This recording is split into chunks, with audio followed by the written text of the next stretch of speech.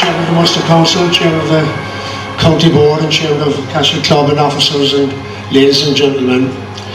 It's a great honour for me to be here after 15, 16 years ago I came up to Cashel, and to be asked to come back to launch the club history for the last 20 years.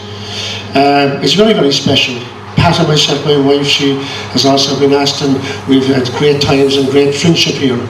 I must say that an occasion like this is very, very special, and I count it as a very special time in my life to be asked to be here. Father Maloney said one time, he said, Justin, he said, you're coming back to your own people, because don't forget the McCarthys owned the Rock of Cashel one time, so I'm actually coming home. And I always felt I was at home. I always felt that I was at home in Cashel.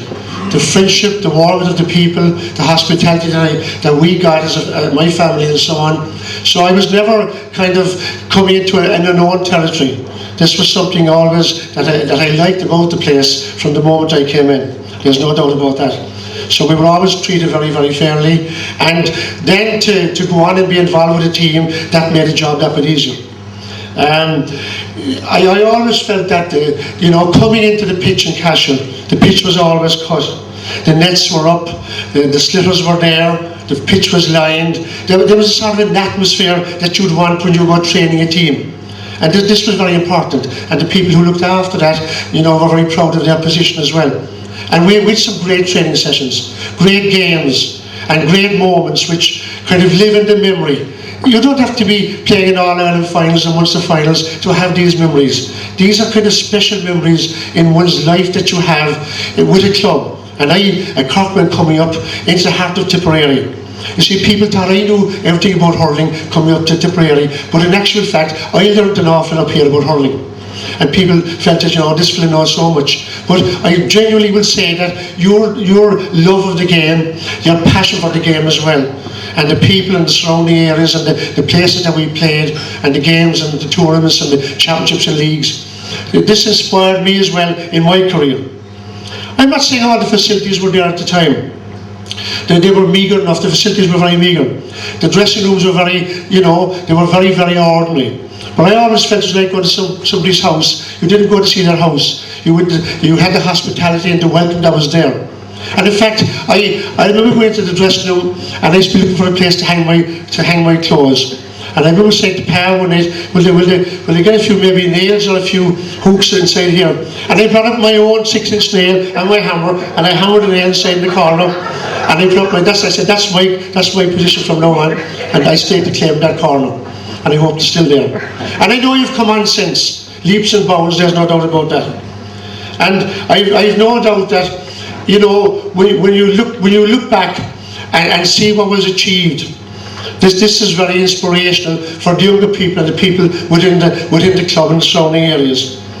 And you had some great players, great families, even though there was rivalry there between families, a healthy rivalry. The pride of playing, when they put on that jersey, the pride of playing with Cashel was very, very evident. And this was something that came out in the games that they were involved in, and the pride of playing their positions and who they were. This came out, this stimulated me as well. Because you need that. Some people think that coaches and managers, that basically they don't need stimulation or some motivation. Of course we do, there's no doubt about that. But the level of skill that they portray, the type of game that they played, the flair, the passion, the excitement that they created, this is something that will go down kind of in history. And it is here in history this evening. And it will always be remembered, there's no doubt about that. So you can, there was light-hearted moments for me, I suppose, as well. It wasn't all sort of serious moments. I remember the night over when we used to go to Cashel Palace to have our team meetings, and people thought, well, this is maybe too grandiose to have a club meeting. I said, no, let's go there. And I remember one night we were inside having a meeting, and Willie came in with a bag of chips. And someone said to him, Jesus, Willie, where you going with those? He says, get those out straight away. And we didn't mind. We came in off. Every fellow was very ordinary about the whole thing. And we had our meetings, and we had our talks, and our game plans were put together inside there. And another moment I recall down in Kilkenny in a tournament when Pierce Bondler got me with him and Ailby walked in and somebody said, "Are the Bonners here tonight?" And I think the other lads didn't come because they weren't involved.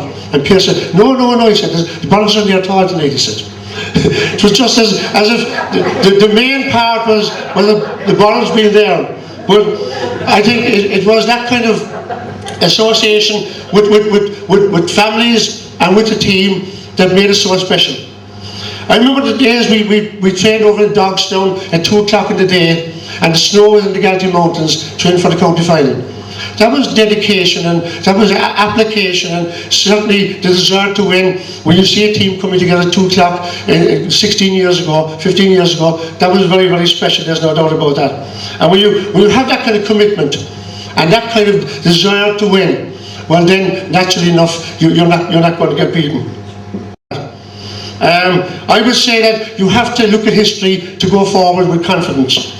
The confidence that you need in order to plough those loan for us, and the games that will be coming forward, and the next generation of hurlers. You need to look at that book and say, right, they did something special, and lots of years there, and certainly I think that that would give you that drive and that motivation to move on. I was lucky insofar as there was a talented bunch of players who were there, ready for me, I suppose, to take off.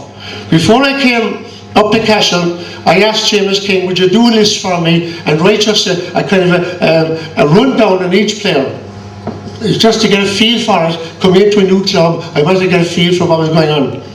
And Seamus wrote down a piece about each player.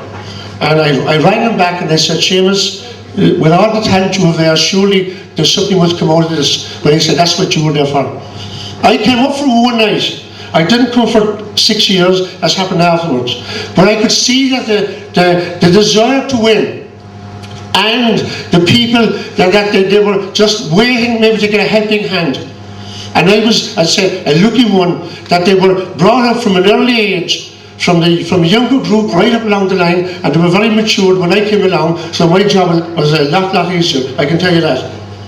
I think you'll be remembered for what you did, for how you played, for the people who supported in the various venues throughout West Tipperary Ireland and Thurles, and the tournaments and the places that we were. These were days that I'm sure are well documented here by Seamus. And I think this is something that will stand to you as we go along. I thank you sincerely for asking me to formally launch the book. It's been a great honour just to be back here again with friends and with people who I associate with. And I know you'll go forward, and I know you have a big game on Sunday evening. But the McCarthys slogan is, "Nothing is impossible to the faithful and the brave." Go forward with confidence. Help out one another and make more history that will go down, and have this club become the force that is well capable of doing with the younger generation coming through. I wish you the best of luck, and thanks for having me.